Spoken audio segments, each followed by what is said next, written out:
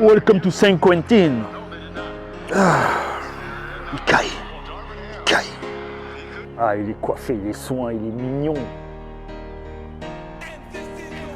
Et comment tu vas, mon gars? Ok. La forme, tranquille. Bah, écoute, ça va bien. Bah oui.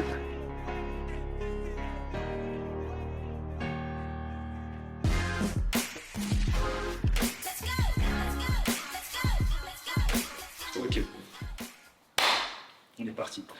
Bonjour, bonjour, bienvenue sur Au Shoot. Aujourd'hui, on est avec mon gars Mathis Dossou Yovo, intérieur du SQBB. Tu es là-bas depuis 2 ans. MVP Pro B 2022, la saison 2022-2023. Médaillé de bronze, championnat d'Europe 2018.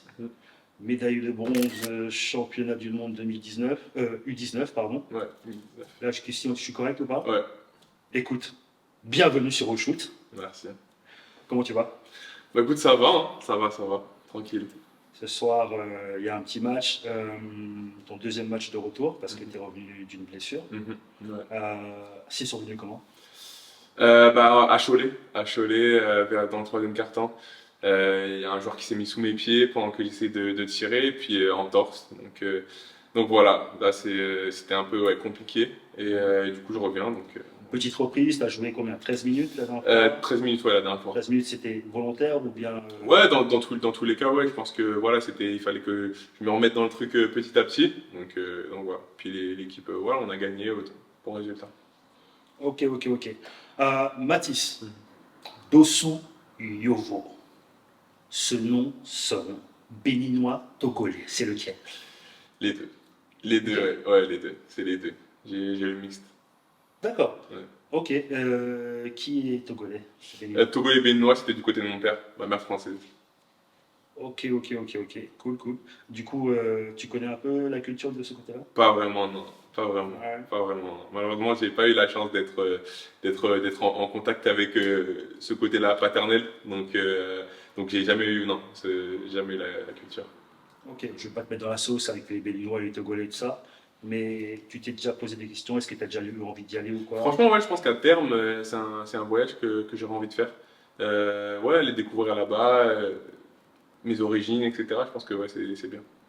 Non, c'est un truc à faire. Moi personnellement, je suis d'Almeda, Mhm. Togo, et j'ai fait le voyage que cette année. Ok. Donc, j'ai découvert un peu le pays et tout ça, Ouais. donc, très peu de temps. J'ai fait une semaine, je suis parti au village d'Almeda. Ouais. Et franchement, c'est un pays à voir. Ok. Vraiment. C'est vraiment un voyage à faire, donc je te le conseille vivement. Ah, on m'en a dit beaucoup de bien, donc. Non, franchement, c'est archi. Moi, je ne savais pas. Ouais. Mes parents m'avaient dit oui, il faut que tu y ailles. Mm. Ouais, la terre de tes ancêtres. Tu vois, les parents Ouais. m'avaient vu. Mais du coup, ouais, j'y suis allé Mm. dans un cadre professionnel, du coup. Ouais. Mais j'en ai quand même profité pour visiter. Mm. Dédicace à Miledou, euh, qui veut dire on est ensemble. Comment tu commençais le basket? Comment j'ai commencé le basket? Tôt, j'ai eu des petits contacts avec le basket, voilà. J'en ai fait un petit peu, après j'ai arrêté. Et puis un jour, ouais, j'ai arrêté, ouais. Et un jour, j'avais 10 ans, 11 ans même, je crois. Et en fait, je me baladais avec ma grand-mère. Et donc voilà, parce qu'elle me trimballait tout le temps avec elle, etc. J'étais tout le temps avec elle. Et puis du coup, on était partis marcher, tout ça. Et on est tombé sur un ancien coach à moi quand j'étais plus jeune. Et il lui a dit, ouais, mais pourquoi il n'a pas continué de basket, etc. Il était bon et tout. Et en fait, ma grand-mère, à ce moment-là, elle était même pas au courant qu'il a fait du basket plus jeune. Et du coup, elle a dit, ah ouais, et tout, t'as fait du basket, t'aimais bien? Et j'ai dit, bah oui. Et au final, elle a dit, bah ok, bah, on va te réinscrire. Du coup, c'est grâce à ma grand-mère que tout ce que je fais, je le fais aujourd'hui. Grâce à la grand-mère, grâce à la rencontre avec ce coach. C'est ça. Waouh! Du coup, tu as fait d'autres sports? T'as fait autre chose? J'ai fait du judo, ouais. J'ai fait du judo, beaucoup de judo. D'accord. J'ai fait 2, 3 autres trucs, mais c'était pas. Non, j'ai vraiment fait du judo. Et sinon, ouais, c'était que basket. Sinon, après, j'étais dehors toute la journée, donc quand on courait dehors, on faisait tout. Ça aurait été un sacré format quand même, un judoka de 2,05 m. Ouais, Ça c'est aurait été tiré bien. archi linéaire quand même. Hein. À quel moment tu t'es dit, je vais être pro? Je me rappelle pas d'un moment où je me suis dit, voilà, ok, je vais en faire ma profession, mais en fait, petit à petit, quoi, t'arrives donc dans les premiers clubs, tu joues, c'est vraiment pour le kiff, quoi, pour le plaisir.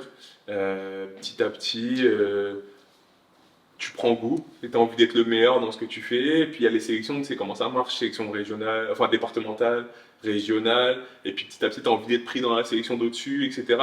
Et puis voilà, à un moment donné, donc j'étais au Pôle Espoir, j'ai été pris pour rentrer à l'INSEP.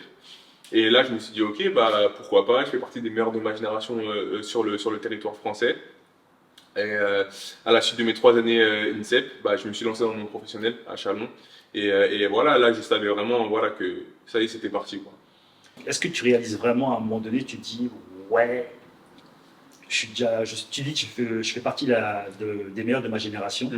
À ce moment-là, vraiment, ouais, je sais pas, tu dis, ouais, je faisais partie des meilleurs de ma génération, mais qu'est-ce que ça veut dire pour toi en fait? Bah en fait, aujourd'hui, je pense que c'est juste un constat. À l'époque, je me disais pas ça. Je regardais pas les gars vraiment. En dessous. Je me disais pas, ok, je suis meilleur que non. Moi, j'essayais toujours de regarder au-dessus. Donc, ouais, aujourd'hui, je peux te dire qu'à l'époque, j'étais un des meilleurs de ma génération. Mais à l'époque, tu te dis pas ça. Tu te dis, ok, qui est meilleur que moi? Et ok, il me manque ça pour y aller. Il faut que j'y aille. T'as cette mentalité-là? Voilà, toujours. Toujours. Ok, parce que quand on est jeune, voilà, on prend le plaisir de jouer et tout ça et tout, mais après, je sais pas, est-ce qu'on se fixe des objectifs ou bien peut-être on se compare plus.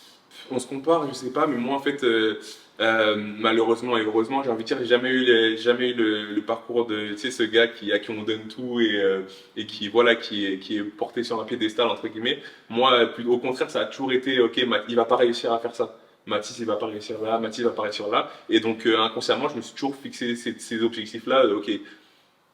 Je veux me prouver à moi-même dans un premier temps, mais je veux donner tort aux gens, quoi. Ok.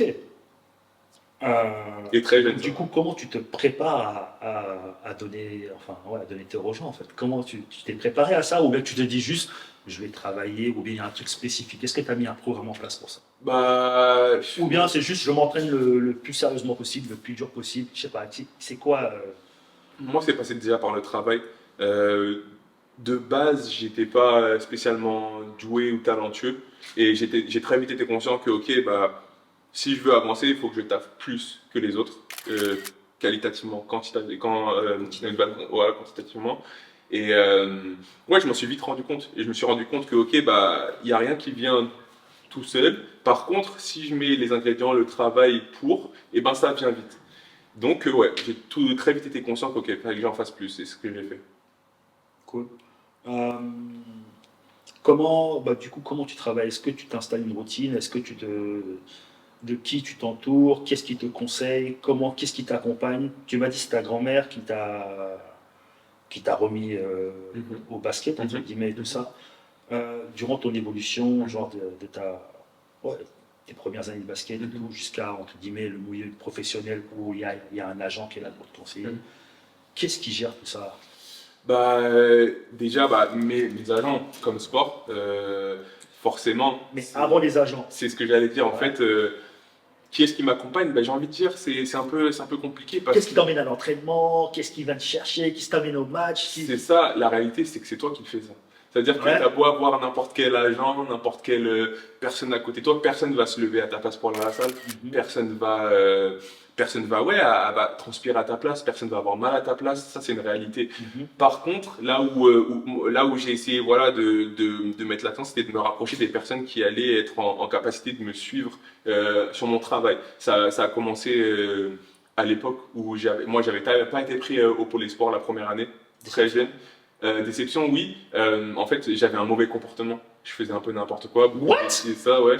J'étais un peu dans ça. Et j'ai pas été pris. Et du coup, donc je suis tombé sur un coach à Châteauroux. Là où d'autres coachs à Châteauroux m'ont dit que mon cas était fini, entre guillemets. Je suis tombé sur un coach qui m'a aidé, Antoine Basile. Et je me souviens, je lui ai dit que je voulais m'entraîner beaucoup, que je voulais être pris la deuxième année. C'était dur, je le savais, mais pour moi, je le voyais pas comme quelque chose d'impossible. Donc je lui ai dit, ok, je veux m'entraîner tous les jours comme les garçons au pôle, et je veux être pris la deuxième année. Et lui, il a cru en moi. Et il m'a poussé. Et tout au long de ma carrière, j'ai eu la chance de rencontrer des personnes comme ça qui m'ont aidé. Et jusqu'à aujourd'hui, donc je parle du plus jeune âge et aujourd'hui, ma dernière année, je sais que à Saint-Quentin, par exemple, moi je suis beaucoup avec Eric Lecomte, c'est le préparateur physique, mais qui a multiples casquettes, comme j'en parlais tout à l'heure. il fait prépa, il fait les entraînements individuels. Et lui, c'est quelqu'un, voilà, c'est un gros travail. Ça veut dire que peu importe quand tu vas lui demander de venir à la salle, il sera là. Peu importe quand, à quelle heure, la manière, il va toujours t'accompagner. Et il en a jamais marre. Peut-être que là, au bout de 2 ans, il en a un peu marre de me voir. Mais en tout cas, voilà, ce genre de personnes-là, pour moi, c'est important de les avoir au quotidien parce que c'est des gens qui en veulent autant que moi, des passionnés, quoi. Et le gars, il m'a jamais lâché. Et voilà, j'en ai eu forcément d'autres, mais je prends ma première et ma dernière année, quoi. Ok, tu te sens bien à Saint-Quentin? Ouais, franchement. Ici, c'est vraiment. Ouais, c'est ma meilleure expérience basket, professionnelle, entre guillemets. Ici?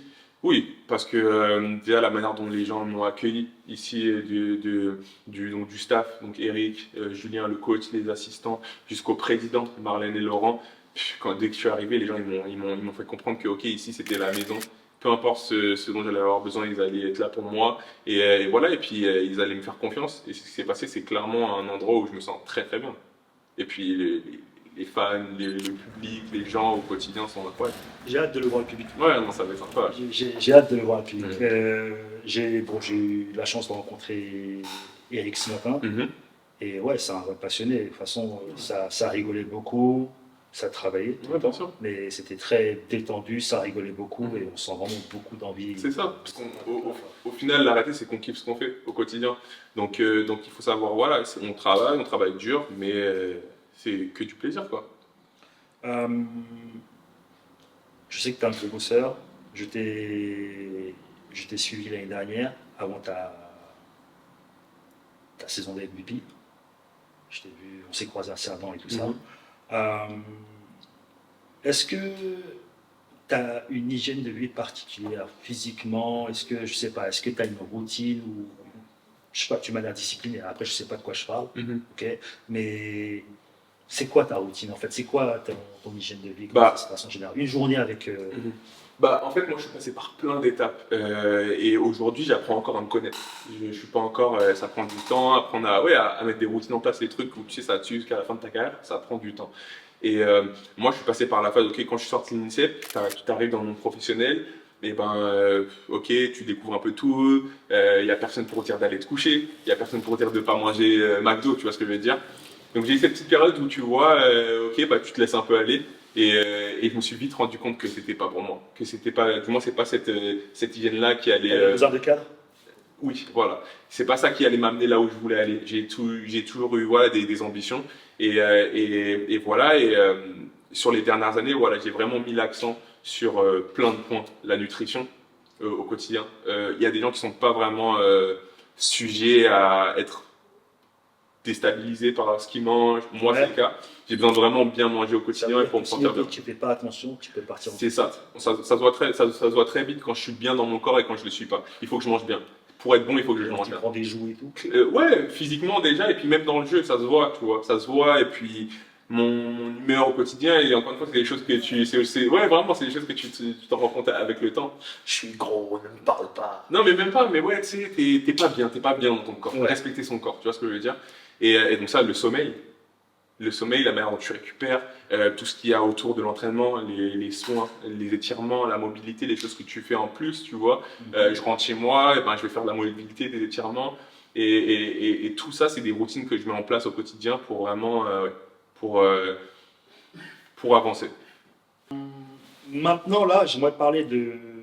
Bah justement, tu as dit que tu t'es imposé un cadre pour pouvoir réussir, pour pouvoir maintenir un certain niveau de forme, de, comment dire, de qualité de vie. L'aspect mental dans tout ça. Est-ce que.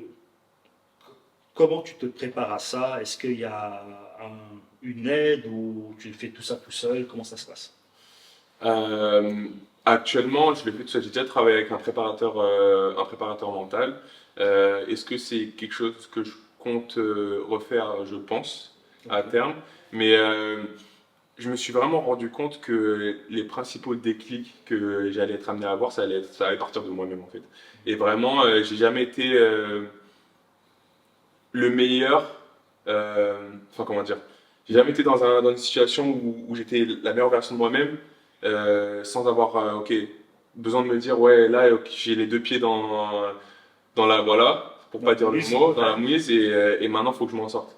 Et à chaque fois, ça a été ça. Et je me suis rendu compte qu'en fait, ma seule limite, c'était vraiment, c'était moi. C'était ça, c'était mon seul limite, c'était moi. Donc, comment je me prépare? Ben, c'est au quotidien. C'est vraiment je suis quelqu'un de très dur avec moi-même. J'en veux toujours plus, je suis jamais satisfait. Il y a des gens qui pourront y voir du mauvais. Moi, j'y vois que du positif, personnellement. Positif, perso. Et donc, ouais, c'est au quotidien les objectifs que je me fixe. Et encore une fois, c'est comme l'hygiène de vie, etc. C'est quelque chose que, bah, avec le temps, tu apprends à te connaître. Et petit à petit, je me rends compte que ouais, il faut que je m'impose beaucoup plus. Et avec le temps, j'apprends vraiment à le faire. Et du coup, tu as dit que ouais, tu as été suivi par un préparateur Mhm. mental. Est-ce que tu penses que ça t'a été utile? Ouais, parce que dans un premier temps, j'ai commencé à l'INSEP et c'était vraiment, voilà, ça te permettait de mettre des mots un peu sur les petits blocages que tu avais, etc. Des choses que, voilà, surtout jeune, il y a des réflexions que tu n'es pas vraiment amené à avoir. Et puis, ouais, tu poses des mots, tu te rends compte de certaines choses, et puis tu avances en fonction de ça. Et après, une fois que tu as posé ces mots, tu te connais mieux, et ben, tu peux faire certains constats par toi-même. Ok. Du coup, voilà. Là, tu quittes l'INSEP. Mhm. Tu m'as dit que tu as été aidé et tout ça. Mhm. Tu as été prêté 2 fois. J'ai été prêté 2 fois. 2 fois Ouais. par Chalon. Ouais. Ok. Euh, Justement, en termes de mental et tout ça, l'ego, est-ce qu'il est piqué? D'ailleurs, pourquoi tu es prêté Ouais. et comment tu prends ces décisions-là? Comment Bah, tu prends ces nouvelles-là, pardon? Ouais. Bah, première année déjà, donc j'arrive à Chalon. C'était une année où j'étais pas censé jouer avec les pros. Forcément, j'avais pas encore de contrat pro quand je sors de l'INSEP parce que j'avais signé une convention. En plus, j'arrive avec un coach, Jean-Denis Choulet à l'époque, qui était réputé pour pas faire jouer les jeunes, etc. Et moi là, quand je suis arrivé à Chalon, j'étais censé m'entraîner avec les pros. Et la première chose qu'il m'a dit, c'est moi, je m'en fiche de ton âge. Je sais ce qu'on dit sur moi, qu'on dit que je fais pas jouer les jeunes, que je suis dur, que je suis ci, ça. Mais la réalité, c'est que si tu me montres au quotidien que tu es meilleur que le gars en face de toi, tu vas jouer. Peu importe que tu aies 17 ans, peu importe que tu n'aies pas de contrat, moi je m'en fiche. C'est ce qui s'est passé, pardon. Il m'a fait confiance. Je me souviens, moi j'étais même pas majeur. Et je me souviens de certains matchs où après, dans le vestiaire, le gars il me regardait et disait si on a perdu, c'est ta faute. Il m'a responsabilisé, il m'a vraiment intégré au projet. Ouais, clairement. C'est dur. C'est dur, mais je pense que ça fait partie du truc. Il m'a fait confiance, il m'a mis sur le terrain et ça, il fait vraiment partie des coachs qui m'ont permis de faire ce que je fais aujourd'hui, clairement. Du coup, à la fin de cette saison-là, où j'avais joué, j'avais quand même eu des minutes, changement de coach, Jean-Denis Choulet part. Et ça n'a pas du tout fité entre guillemets avec le nouveau coach qui est arrivé. Ouais,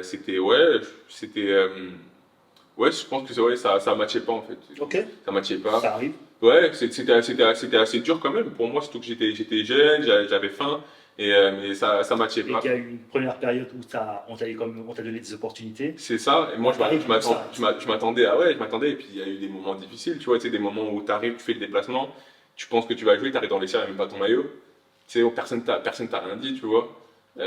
Quand après on vient à la fin du match te dire ouais, désolé, bah je t'ai pas fait jouer parce que les cadres sont pas bons. Tu dis, mais si les cadres sont pas bons, donne-moi ma chance, tu vois ce que je veux dire? Des choses comme ça, et plein de choses comme ça. Plein de choses comme ça, et je me disais vraiment que je suis pas à ma place. Donc, Il faut que, du coup, à ce moment-là, je décide de me faire prêter à Évreux. Ah, c'est ta décision. Oui, Tu dis, ouais, ouais. bon, j'ai envie de me faire. Voilà, avec mes agents, ouais, c'était mieux, et puis Chalon était d'accord, donc forcément, je me fais prêter à Évreux. Malheureusement, Covid, confinement. Ok.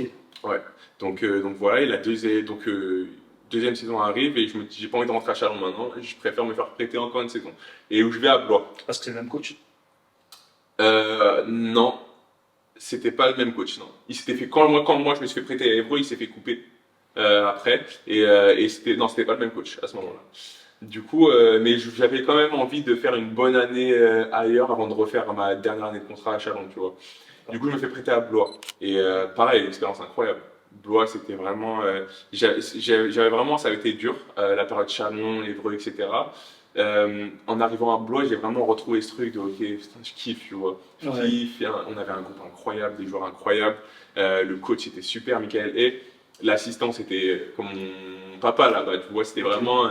C'était un charbonneur, pareil. Tu sais, je parlais d'Eric tout à l'heure. Bah, lui, c'est pareil, c'est un passionné. Chaque jour, à chaque vidéo de chaque entraînement, enfin chaque entraînement, il me faisait des vidéos de mes entraînements. Après chaque Et entraînement, de mes entraînements, tous les jours, vidéo de mon entraînement.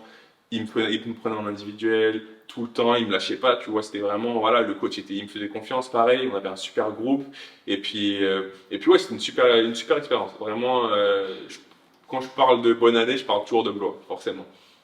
Jusqu'aujourd'hui, on est très proches avec les gars. Saint-Quentin, c'est comment? Non, quand on parle, est-ce que tu as eu des bonnes années? Ouais. Saint-Quentin, évidemment. Ça fait Mais partie. ce que je veux dire, c'est que Blois en fait partie. Et ouais, et du coup, on est en contact, soit avec le staff qui était là ou les joueurs. Et voilà, ensuite, à la fin de cette année-là, j'avais ma dernière année de contrat à faire à Chalon.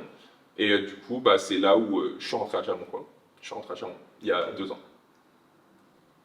T'as rejoué ça à Chalon? À Chalon, ma dernière année de contrat, ouais. Ma dernière année de contrat. C'était pas la meilleure année, c'était pas la meilleure année de ma vie, tu vois. Ouais. Encore une fois, ce qui est compliqué, c'est que quand tu es dans un club où où ils te connaissent depuis que tu es jeune, et ben à un moment donné, je sais pas si un jour tu arriveras à être en place et à être respecté comme tu devrais l'être, et à ce qu'on te considère comme, tu vois.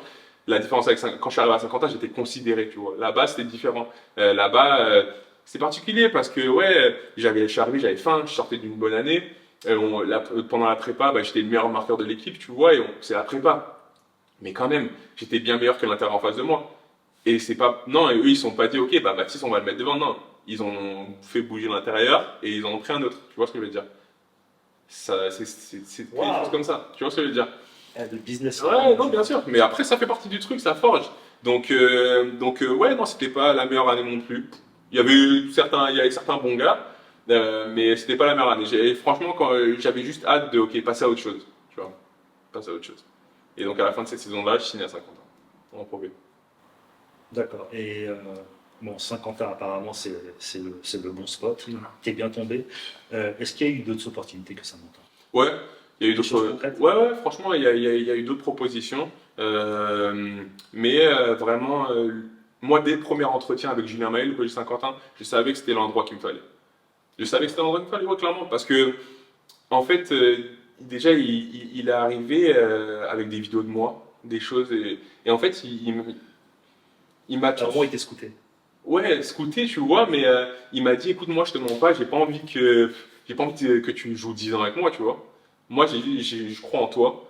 J'ai envie que tu viennes, que tu casses tout et que tu te barres, tu vois. Et c'était ça, tu vois. Et surtout, et tu viens, c'est avec quelqu'un qui a un franc-parler, tu vois. Il m'a clairement ça, il m'a dit, j'ai envie que tu viennes, que tu casses tout et que tu bouges, tu vois. J'ai pas envie que tu fasses 10 ans avec moi, moi, j'ai juste envie de t'aider. Et je sais que par la même occasion, ça va nous aider, nous, le club, tu vois. Et voilà. Il a eu la bonne vision. Bah oui, après, voilà. Bah, les Moi, résultats disent que. les résultats, oui. Mais après aussi, c'est quelqu'un qui sait construire ses équipes. Tu vois, on a toujours des groupes incroyables et c'est sûr que les résultats en témoignent. Bon, pour rappel, tu as été MVP Pro B, c'est pas rien. C'est quoi la mentalité d'un MVP? Parce que, en fait, j'ai un souci. T'es gentil. T'es gentil. Bon, après avoir parlé un peu, quelques minutes avec toi et tout, je vois quand même que voilà, tu fais face aux obstacles et tout ça. Et voilà, t'as pas peur des obstacles, t'as pas peur des défis. Et tu sais y faire face. Mais tu vois, ça fait par rapport à tout ce que tu. Comment dire ça? C'est. Le MVP, ça a l'air méchant un peu. Tu vois, et t'es un mec cool. Comment ça, je sais pas, il y a un contraste en fait entre ton personnage et à quoi ressemble. Mais je veux pas être insultant en disant ça, tu vois. Mais t'es tellement cool. Ouais. Non, après c'est moi. J'ai toujours je souris. Tu vois, c'est Ouais. dans ma culture entre guillemets, c'est important. Tu vois, j'aime véhiculer une bonne image. J'aime que les gens disent de moi que je suis une bonne personne. Je trouve que c'est important et je trouve que c'est respectueux envers l'éducation que les personnes de ma famille m'ont donnée, tu vois. Après, il y a une grosse frontière, je trouve, entre le terrain et la vie de tous les jours, tu vois. Et c'est ça, et je pense que j'ai toujours eu ce truc de je veux pas perdre. Et tu sais, tout le monde le dit, mais moi je veux pas perdre. J'aime pas perdre, que ce soit en match ou à l'entraînement. Je suis un rageux, j'ai toujours été. Non, clairement. Et que ce soit le basket ou les petits trucs. Là, on va jouer aux cartes. Si je gagne pas, j'ai le seum. Tu vois. Et j'ai toujours été comme ça. On joue pas aux cartes. J'ai toujours été comme ça. Donc la mentalité, ouais, non, c'est juste, voilà, j'avais envie de gagner en fait. Et j'avais envie de gagner. Et je me disais, ok, bah, j'ai envie de gagner, je vais tout donner pour gagner moi déjà dans un premier temps. Donc, durant cette saison de MVP, est-ce que tu réalises que tu fais une saison de MVP? Est-ce que pour toi, tu es bon ou très bon? Qu'est-ce qui se passe en fait à ce moment-là? Est-ce que tu vis juste ta saison et à la fin on dit bon, t'es MVP, ok, ou bien t'es pas surpris? Bah, pas vraiment, parce qu'en soi, je me dis juste, ok, j'essaie d'être le meilleur possible, parce que je me rendais compte que quand j'étais bon, l'équipe était bon. Et j'avais juste envie je voyais que le groupe, on pouvait faire quelque chose de fort, et je voulais pas passer à côté de ça. Je voulais vraiment pas passer à côté de ça, surtout après, voilà, je voulais montrer que je pouvais faire gagner mon équipe. Et je me souviens, moi, j'avais jamais parlé du fait que je voulais être MVP. Et la première personne qui me l'a fait dire, c'était mon coach, Julien Mahé. Il m'avait pris en entretien à la mi-saison, et on devait être premier, je crois, à ce moment-là, et je fais une grosse saison, et il m'a dit, ouais, c'est quoi les objectifs maintenant, tu vois? Et je dis, bah, je veux qu'on gagne, tu vois. Il m'a dit, non, mais là, on n'est que tous les deux. Je te parle de tes objectifs à toi. Je lui ai dit, bah, j'en ai relé. Il m'a dit, non, cette saison-là. Tu vois, Il voulait te le faire c'est dire. la première fois où je l'ai dit, tu vois. Et après, ça a pris du sens. En soi, ça a pris du sens, mais je voulais pas être le MVP, je voulais pas être le meilleur joueur. Je voulais juste être le joueur qui aidait son équipe à gagner, tu vois. Ouais. Parce que même, en fait, je vois la mentalité, je la comprends maintenant un peu plus, depuis qu'on a commencé à parler, parce que oui, l'été précédent, cette saison-là, on se capte 2-3 fois à Cerdan et tout ça. Tu bosses, mais tu bosses pour être prêt à aider une équipe, pas pour être MVP. Clairement, c'est ça. En fait, ouais, je sais pas, Tu bosses pour être efficace, pour être un bon joueur, en fait, tu vois, mais je sais pas. Parce que est-ce que c'est une surprise pour toi Est-ce que c'est une surprise? Je sais pas, mais en Bah, fait. à la mi-saison, après l'entretien, je comprends que ce soit plus une surprise. Ouais. Ok, parce que maintenant, je pense qu'il a mis un peu, entre guillemets, un ancrage dans ta tête. Vraiment, voilà, c'est la mentalité qu'il faut avoir. Mais je sais pas. Bah, en fait, je pense que inconsciemment, j'ai envie d'être le meilleur joueur. Inconsciemment, forcément, parce que ça m'anime au quotidien. Mais c'est pas la première réponse que je vais te donner si tu me poses la question. Ouais, j'avais vraiment envie, parce que être bon, marquer, c'est pas, bon, j'ai pas envie de dire c'est facile, mais tout le monde peut le faire. Mais Non. savoir que. Non. Non, mais tu vois ce que je veux dire, savoir que tes coéquipiers comptent sur toi, savoir que tes coéquipiers, bah, ils comptent sur toi pour gagner, etc. Je trouve que c'est une autre pression en fait. Et je trouve que ça, c'est différent, tu vois. Que les gens attendent de toi que tu fasses gagner l'équipe, c'est différent que les gens attendent de toi que tu sois bon. MVP. Que représente un titre individuel majeur comme ça dans ta jeune carrière? Tu n'as que 23 ans. Ouais. Mais tu dois faire partie des plus jeunes MVP de Pro B. Ça représente quoi ça? Bah, de la fierté, franchement, de la fierté. Je trouve que c'est une belle récompense pour le travail que je fournis au quotidien et que j'ai toujours fourni. Après, voilà, comme je dis souvent, c'était pas moi, tu vois, c'est l'équipe, les gars, ils m'ont fait confiance. Moi, j'en ai tiré profit. Mais voilà, que ce soit le staff ou les joueurs, ouais, tu peux pas nier le fait que c'est grâce à eux, tu vois ce que je veux dire? Ouais. Genre, Non, bien, pas ça seul, bien sûr que non, tu vois, si je prends pas la balle et je dribble, je veux pas être non. Tu vois, c'est construit et voilà quoi, on s'appuyait.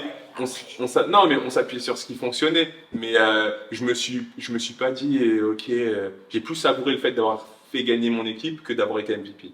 Franchement, MVP, tu vois, pour moi, c'était ok. Moi, j'étais avec les gars, je kiffais avec les gars parce qu'on avait gagné tous ensemble et parce qu'on avait fait une grosse année tous ensemble, qu'on avait charbonné, tu vois.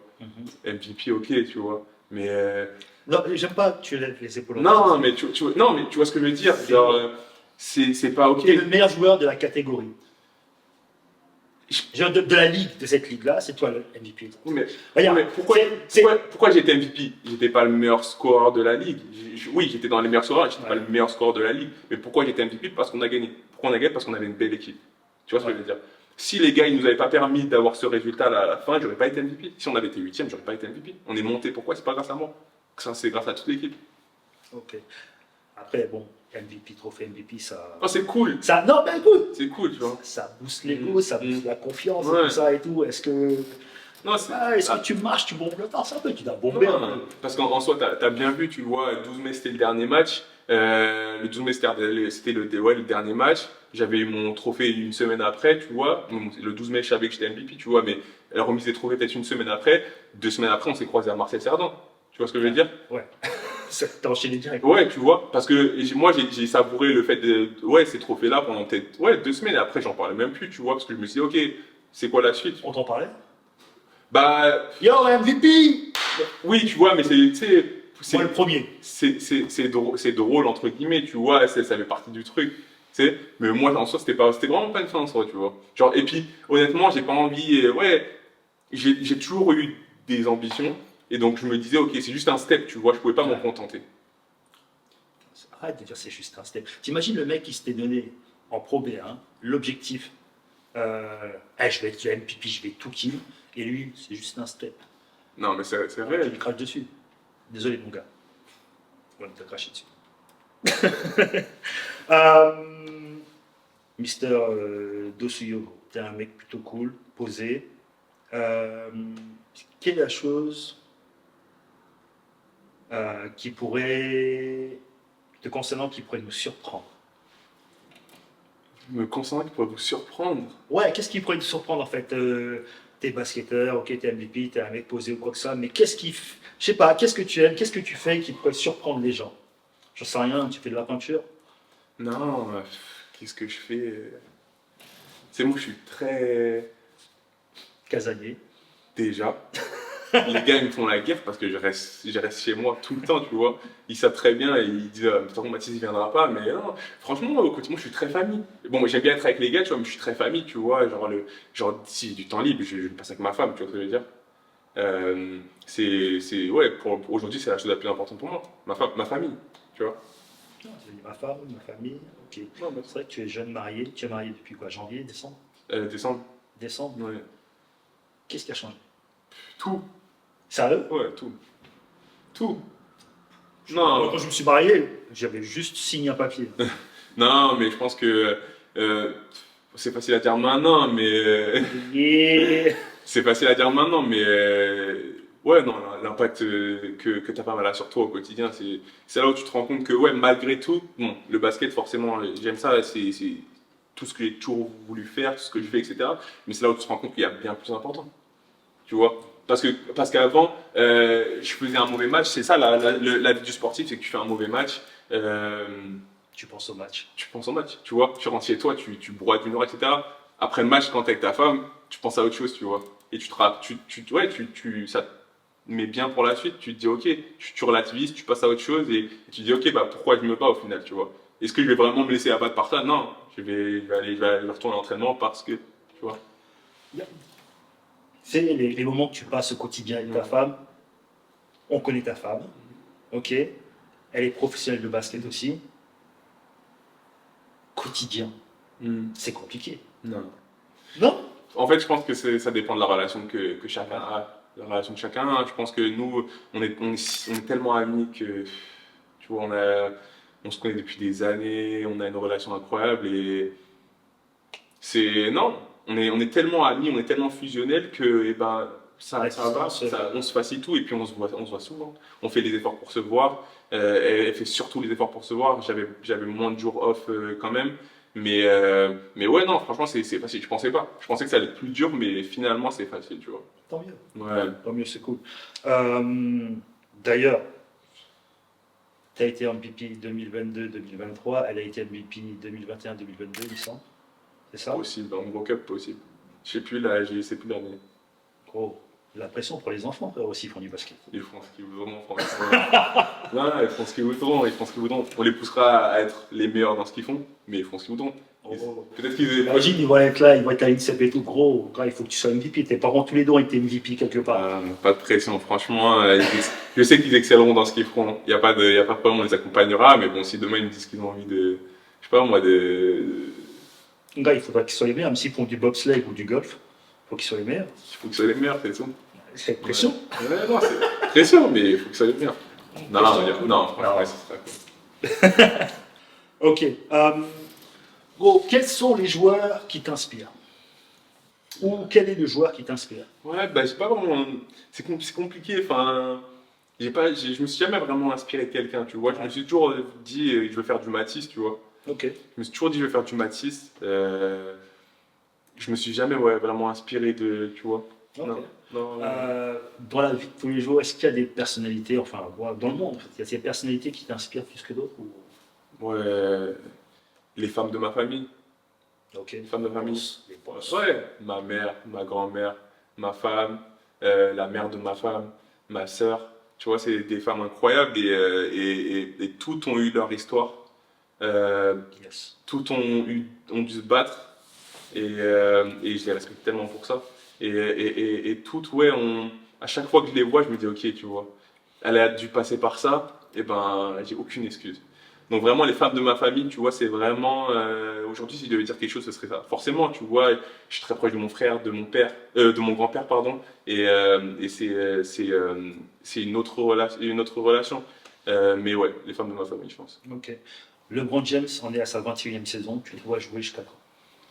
Je sais pas jusqu'à quand je me vois jouer. Franchement, je pense que mon corps lâchera avant mon esprit parce que je suis un passionné, j'adore le basket. Ouais. Et je pense à ça tous les jours, je vis par ça, mais jusqu'à quand, je sais pas. Ce serait mon corps qui décidera comment je l'entretiens. Bon, là, on arrive à la fin. Déjà, merci pour ton temps. Merci de m'accueillir chez toi. Petite dernière question. Que donnerais-tu comme conseil au jeune Mathis qui prend sa première licence? Eh ben, au jeune Mathis qui prend sa licence, ouais, franchement, lâche rien, tu vois. Lâche rien parce que tu as tellement ouais, de revanche à prendre sur la vie, tu vois. Déjà, ce jeune âge, j'avais tellement de revanche à prendre sur la vie que, ouais, lâche rien, travaille et ouais, continue à vouloir fermer les bouches des gens et puis ça va bien se passer, mais change pas surtout. Là, est-ce que tu penses qu'il écouterait? Non. Le mot de la fin. Non, parce que forcément, je dirais tellement de bêtises, mais il ne voudrait pas le faire, tu vois. Merci beaucoup, mon gars. De rien. C'était Oh Shoot! It's a wrap.